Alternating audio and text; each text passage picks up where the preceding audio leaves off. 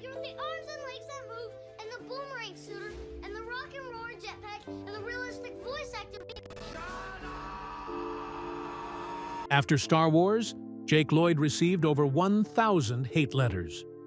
Grown adults blamed a child for ruining their childhood, but the bullying was nothing compared to what came next. In 2018, tragedy struck his family in the worst way possible. Then Jake completely disappeared from public view. When he resurfaced in 2023, he was unrecognizable. What happened during those missing years will shock you. The little boy who brought Anakin to life had been fighting a battle nobody knew about, and he was losing badly. Jake Matthew Lloyd came into the world on March 5, 1989, in Fort Collins, Colorado, at Poudre Valley Hospital. The city was calm and full of mountains and open air, and his parents tried to build a warm home inside it. His mother, Lisa, worked as an entertainment agent, and his father, Bill, worked as an EMT. They raised Jake and his younger sister, Madison, in a space where hard work mattered and creativity was encouraged. By the time Jake was 4, he was already putting on skits at school and making relatives laugh at family dinners. Fort Collins had small theater groups and youth programs that gave him room to try things. Lisa noticed how he lit up every room he walked into and how he never froze when eyes were on him. Even though money was tight, she kept pushing him forward. Those local commercials he did, those small TV spots, felt like tiny steps towards something bigger. Jake's gift kept showing itself. At 4, he was acting out full scenes like he had practiced them for weeks. Lisa took him to children's theater workshops and open auditions, where grown adults stopped for a moment because this little boy was so quick and so fearless. When he was 6, he got a Smucker's commercial in 1995, and everything started moving faster. He did school plays, community shows, and small regional parts. Teachers called him naturally funny. Directors called him bold. Every stage he stepped on made him more comfortable with lights and cameras and all the pressure that came with them. When he was 7, life shifted. His parents divorced, and the family moved to Indianapolis, Indiana, hoping things would feel more stable. Instead, the new city came with its own weight. Bills piled up, child support was inconsistent, and every grocery run felt like a stretch. But Lisa acted fast. She used her industry contacts and rushed Jake into commercial auditions even before they fully unpacked. Those gigs paid the rent, bought groceries, and kept the family afloat. At the same time, they locked Jake deeper into the grind of early fame. Lisa later said that starting him so young was both a blessing and a burden. She was trying to protect her kids, yet she was also pushing her son into a world she barely had time to understand. When Jake entered Carmel High School years later, he carried all of it with him. The classes, the fame, the classmates staring or whispering, the tension at home, the fear of disappointing people, the exhaustion of being pulled in 2 directions. His mother tried to stay close to his career decisions, and sometimes they argued when auditions collided with exams. Teachers saw how hard he tried to balance everything while dealing with the weight of a childhood that was no longer normal. With every big moment, he grew more sensitive, more aware that the world was watching. All of this was layered on top of the divorce he lived through at 8. Court hearings, shouting, moments no child should remember. Lisa later said those scenes changed him forever. He became cautious with people. The slightest criticism could cut deep. And when fame arrived, that sensitivity only intensified.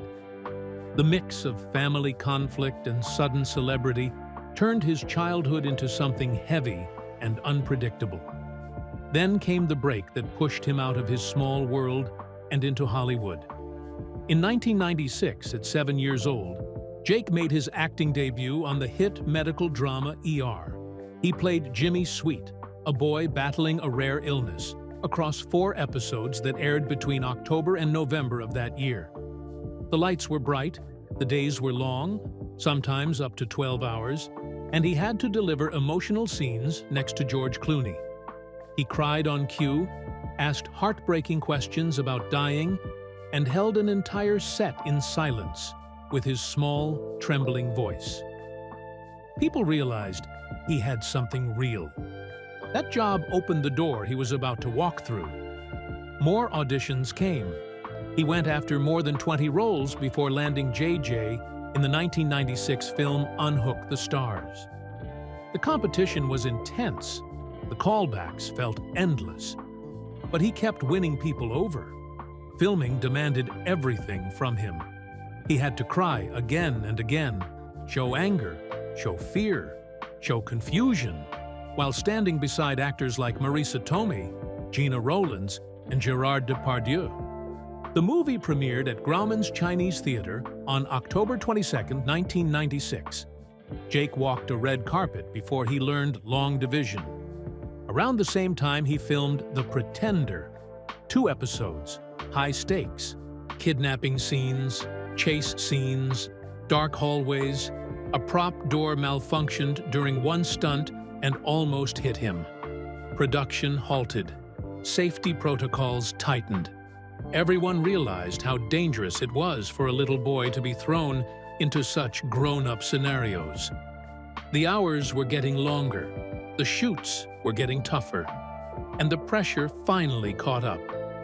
In late 1996, he collapsed from exhaustion after long back-to-back days between ER and The Pretender. His family and union reps stepped in. They discussed child labor limits and reminded producers of the laws protecting minors. Jake was only 8 and already showing signs of burnout. He had not even reached 9 when he told his mother he missed birthday parties, he missed school friends, he missed being a normal kid who could sit at a cafeteria table without someone asking about his next role. That early loneliness carved itself into him. His mother remembered these moments as warnings that Hollywood was taking more from him than it was giving back. Then, everything exploded. In 1996, he landed the role of Jamie Langston in Jingle All the Way alongside Arnold Schwarzenegger. The movie later made $129 million worldwide. Jamie wanted a Turbo Man toy more than anything, and audiences connected instantly. Jake was full of energy on set. He ran through aisles shouting, "Where is it?" and ad-libbed lines that made Schwarzenegger break character. Everyone loved his spark. But the chaos had a cost. During one store scene, he accidentally knocked down a huge toy display. Everything toppled. Production stopped for 2 hours. The crew rebuilt the set. The director scolded him gently and then laughed because the moment felt like something only a real child could deliver. Jake brought life to scenes in ways adults could never plan. The tantrum scene became one of the strongest moments in the film. 15 takes, real frustration, real tears. He even used his own arguments with his sister Madison to tap into the emotion. The crew watched his tiny face shake with anger and knew they were capturing something raw. Then, fame arrived fast. After the movie premiered, Jake received more than 500 fan letters. But buried inside the excitement was something dangerous. A stalker sent unsettling gifts to him. His mother intercepted them and tightened security around everything, realizing how quickly innocence can be threatened when fame enters a child's life. And then came the unexpected truth. After all the movies, all the attention, all the bright lights, Jake said something that surprised every interviewer. He liked real toys more than Hollywood ones. He liked playing with friends more than cameras. He said fame did not feel like happiness, and acting felt like work, not play. He was honest, in a way only a child can be. His story showed how a bright path in Hollywood can also be a heavy one. Jake Lloyd was only 7 when he stepped into the world of Apollo 11. He played Mark Armstrong, Neil Armstrong's son, in a TV movie that tried to recreate the moon landing with almost obsessive detail. The set was filled with replica spacecraft that looked so real they made even grown actors nervous. The zero-gravity rigs spun the cast around until several people felt sick, and Jake was one of them. He spent hours inside the mock command module, sweating under the lights, feeling dizzy, and trying to stay focused on his lines. The production had actual Apollo 11 consultants watching every move, correcting the way actors breathed, the way they sat, even the way they looked at control panels. Jake was still a kid, yet he carried scenes that demanded the emotions of someone who understood what history felt like. That experience pushed him into a world far heavier than he expected. It also opened his mind to what astronauts and their families had lived through. During filming, the dialogue he had to memorize was taken straight from 1969 broadcasts and NASA transcripts. It was complicated, it was technical, and he had to deliver it naturally. One day, he slipped an unscripted line into a scene. He let his character confess a fear of space travel. It came from his own fear of flying during the Florida shoots, where the cast kept hopping on small planes. He later said those flights made his stomach shake more than the zero-gravity rig. The improvised moment startled the crew because it felt real. Director Stephen Robman said it showed a deeper side of Jake, something honest and emotional that went beyond simple memorization. Veteran actors noticed it too. A child adding something that wasn't on the page changed the energy of the scene in a small but powerful way. Working with older actors taught him lessons he hadn't expected to learn so young. Jeffrey Donovan, who played Buzz Aldrin, took him under his wing and gave him advice about long takes and how to stay calm when the cameras had to roll again and again. Jake tried hard to follow that guidance, but sometimes his kid energy got in the way. He laughed during tense rehearsals. He cracked jokes. A producer got irritated and scolded him in front of the cast. Several takes were ruined because of the giggles. It embarrassed him, but it also taught him how strict a set could be. The actors around him noticed that he kept trying, and they admired that a 7-year-old was learning professional habits while still being himself. His work on Apollo 11 earned him a Young Artist Award nomination, something rare for a child in a historical drama. Audiences praised the film for how real it felt, especially for kids watching the moon landing story for the first time. Behind the scenes, the filming conditions were rough. In Florida, he wore heavy period clothes that stuck to his skin in the humid air. The costume chafed his arms and neck. Some days ran long, and he had to stay focused through hours of sweating and discomfort. He pushed through it all, proving he had more endurance than many had expected. The nomination became a symbol of what he had learned and survived during those weeks. His interest in science stories grew from that project. He didn't know it then, but Apollo 11 was pulling him toward the role that would change his life. Playing Mark Armstrong taught him how to mix real history with imagination, a skill he would need when he stepped into Star Wars. When he talked about his dream roles afterward, he often mentioned space and science. No one knew that the biggest sci-fi franchise in the world was already waiting for him around the corner. In 1997, when he was 8, his life took a sharp turn. He entered an audition process that included more than 3,000 kids across the US and Europe. They all wanted the same role, the young Anakin Skywalker. Jake walked into the room with no sci-fi experience, no idea what a Jedi was, and no real understanding of what Star Wars meant to the world. He read the pod racing scene with simple honesty. George Lucas watched him and felt something real, something that didn't feel trained or polished. That raw energy made him stand out among thousands. Jake didn't know it yet, but that single reading was already pulling him ahead of kids who had spent years acting. The callbacks became even more surprising. Actors who looked perfect on camera and delivered clean lines were rejected. Their performances felt too practiced. Lucas wanted someone who sounded real, someone who didn't feel like a miniature adult.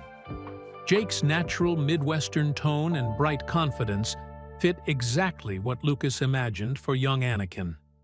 His final test with Liam Neeson sealed everything. Neeson listened to Jake, responded to him, and afterward said the boy had something rare. With that, Jake won one of the biggest roles of the decade, even though he came from a small town and had never carried a film before. Lucas worked closely with him during rehearsals. He wanted Jake to understand the emotional power behind the Force. One day, during a practice duel, Lucas swung a prop lightsaber a little too fast. Jake raised his hand, and the edge hit him hard enough to burn the skin. It was a small injury, but a sharp one. Jake winced, shook his hand, and kept going. That moment shocked the adults around him because it showed how much pressure he was under and how determined he was to meet it. Before filming started, Jake's family spent time in secret meetings with Lucasfilm. They signed heavy NDAs, and negotiations began for his salary, which reached $500,000. It was a number that would have seemed impossible just a few years earlier. Jake began sketching pod racers during tutoring breaks.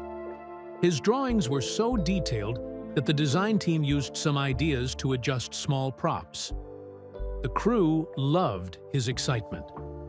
They said it felt like working with a kid who wasn't just acting in the world of Star Wars, but helping build it. The casting was supposed to stay hidden until the official announcement, but the news leaked. Tabloids picked it up, and suddenly reporters showed up at his school.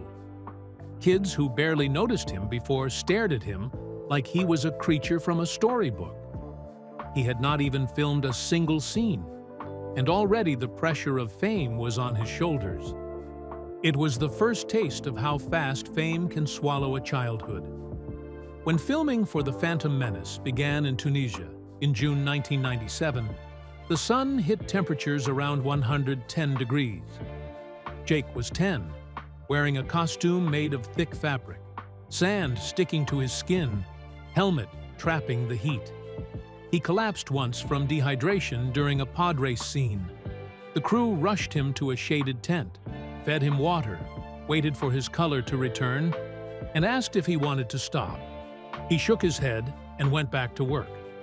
By the end of the day, he had done about 20 takes of dialogue while the wind blasted sand across the set. The entire shoot lasted almost 2 weeks, each day a test of his endurance. During quieter scenes, the heaviness sometimes broke in funny ways.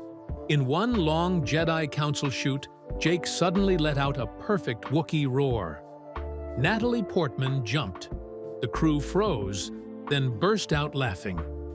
Ewan McGregor grinned and gave a playful warning that sounded like Obi-Wan scolding a Padawan. Producers reminded Jake to stay focused, but even they smiled while saying it. Those small moments helped him stay sane during the long hours. His voice work took more than 50 hours in the sound booth. One day he slipped in a tiny ad-lib. After saying yay, he added a quick yippee. Lucas loved it. Editors argued it was too childish. Lucas refused to cut it. That one word stayed in the film and became one of the most famous moments people still quote. California labor laws limited his hours on set. He could only work 4 hours a day, and the entire production had to bend around that rule. It caused delays. Some scenes stretched over many days. After one exhausting morning, Jake broke down crying off camera. He was tired, overwhelmed, and trying to carry the weight of a role no kid his age could fully understand. The crew realized then how much pressure he was holding inside. They tried to shield him, but they also had deadlines and scenes that could not wait. After filming wrapped in 1998, He kept a small pod racer model from the set. It seemed playful, but it held a deeper meaning. He had spent 6 months away from his normal life, away from school and friends. The model was a reminder of how strange and lonely the journey had been. He later said he had just wanted to play like other kids. Instead, he had lived inside a world that belonged to adults. On May 19, 1999, he walked the red carpet at Mann's Chinese Theater. He was 10, wearing a suit, flashes hitting his eyes, people cheering, everyone pushing for a photo. The movie earned $64 million in its opening weekend and eventually crossed $1 billion. Jake became famous in a single night. He smiled, waved, and felt the excitement of it all. He had no idea a storm was already forming. The moment critics saw the film, many went after him. Reviews called him wooden. Some said he dragged the movie down. Adults on early internet forums mocked him with cruel nicknames. He was too young to understand any of it, but his mother understood. Threatening letters began arriving at their home. More than 1,000 messages filled with anger, sarcasm, or outright hate. His mother protected him the best she could. His face appeared on toys, cereal boxes, video games. Children everywhere played with his character, but the kids at his own school bullied him relentlessly. They repeated his lines. They mocked his voice. They made hallways echo with taunts. The pressure crushed him so deeply that he began withdrawing, skipping school, and sinking into anxiety. Newsweek printed a review that singled him out harshly. Ron Howard reacted with anger. He wrote a letter defending Jake, calling the attack unfair and irresponsible. The letter spread across the industry as a reminder that a child deserved kindness more than criticism. Fan conventions became a strange mix of love and pain. Some fans treated him like royalty. Others heckled him openly. By 2002, he attended one event with 8 bodyguards around him because threats had been made. The fear grew. His trust in people faded.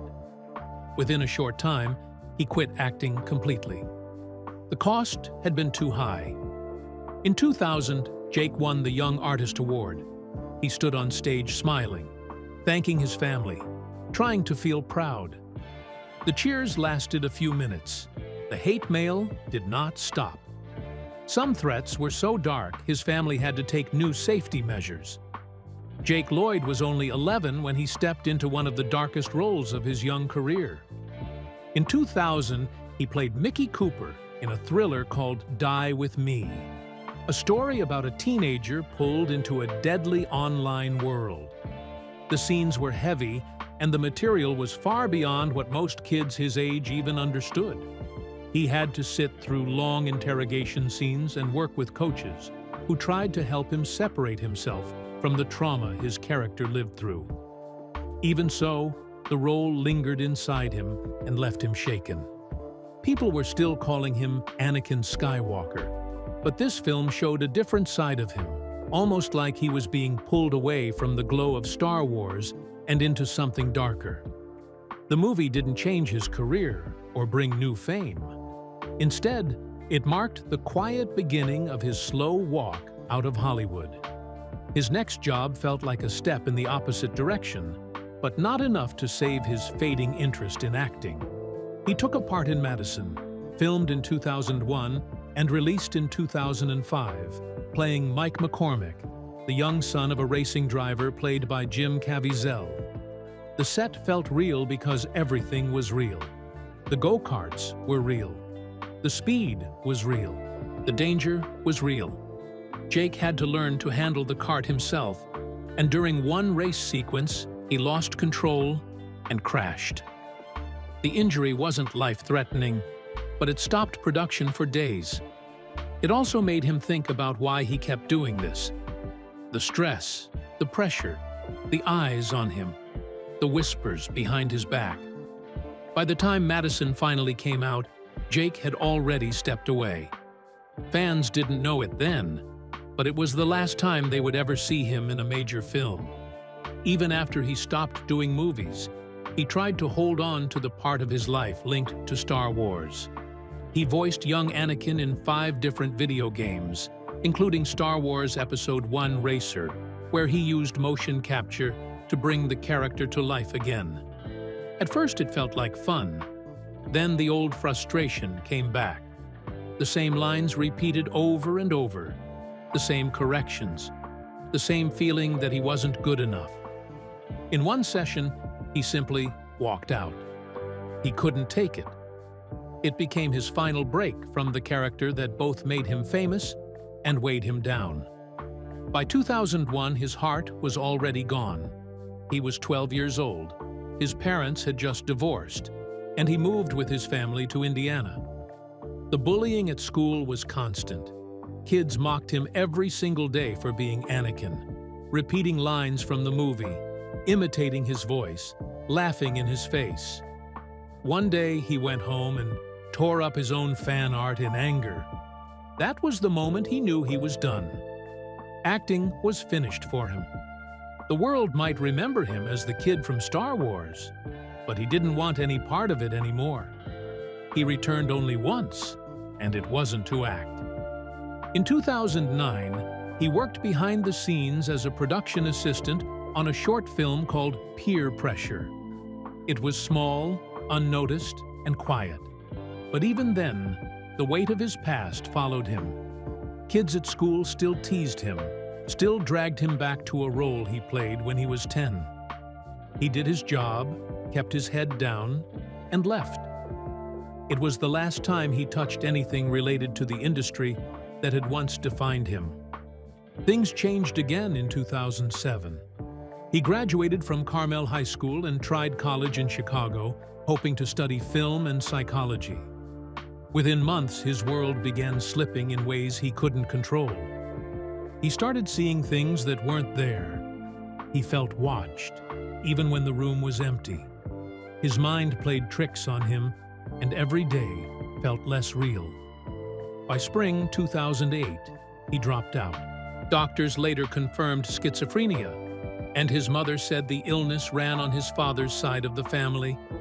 The symptoms came fast: paranoia, hallucinations, fear.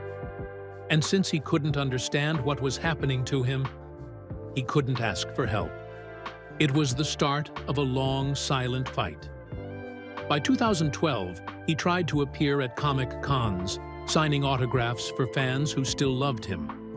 Instead, he found himself face to face with cruelty that cut deeper than anything he had experienced as a child. Grown adults shouted at him, blaming him for a movie he acted in when he was 8. Some told him he ruined their childhood. Others mocked him loudly while he tried to smile. Each event shook him more. His hands trembled, his breathing changed. The pressure in his chest grew. Soon, he stopped going altogether. What should have been a celebration of his past became a series of wounds he carried home each night. Then he lost someone who mattered more than fame or film roles. In 2018, his younger sister Madison died at 26. Her death hit him in a way he could barely understand. She had been his comfort, the person who sat with him through episodes, the person who understood him without needing explanations. After she was gone, he drifted deeper into confusion. Sometimes he only repeated her name during moments when reality slipped away. Family members watched him disappear into silence. The grief mixed with his illness and pushed him toward an even darker place. In 2015, he had already shown how far he was slipping. Police arrested him in South Carolina after a wild chase. He was driving erratically, terrified, and lost inside a psychotic break.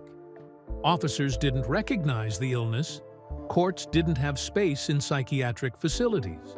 So he spent 10 months in jail. No treatment, no medication, no therapy. His mother later said the system failed him, and that putting someone with schizophrenia in a cell instead of a hospital was cruel. What he needed was help.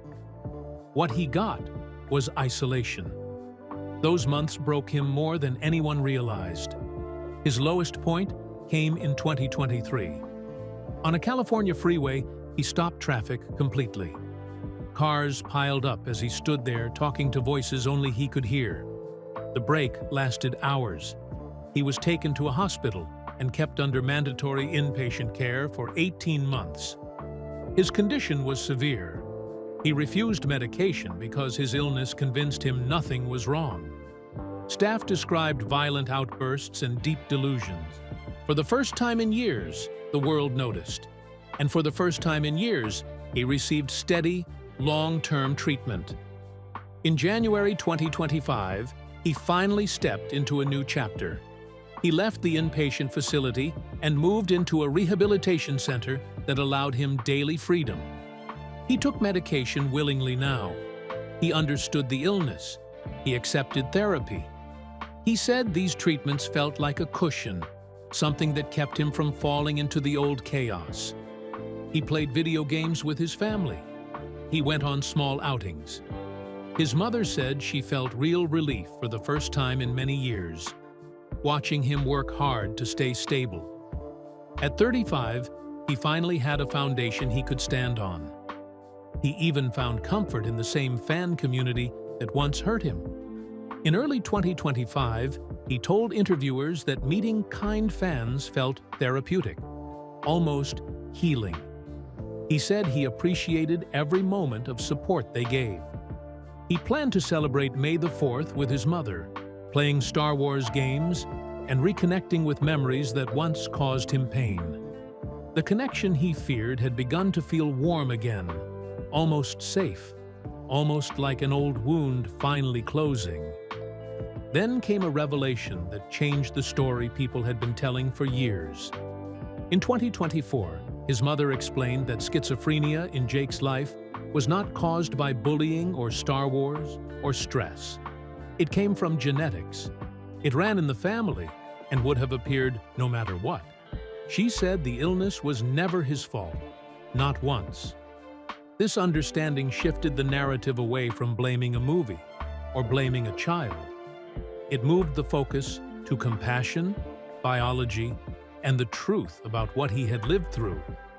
By 2025, Jake described himself as feeling pretty good. Not perfect, not cured, but steady. He said he had no plans to return to acting. He just wanted peace. He wanted stability. He wanted to live without fear or volatility. Thanks to medication, therapy, and constant family support, he could finally breathe without feeling chased by his own mind. Fans still reached out, and he accepted their kindness with gratitude instead of fear. After 2 decades of turbulence, he finally stepped into a life shaped not by fame or darkness, but by healing and the quiet hope of a better future.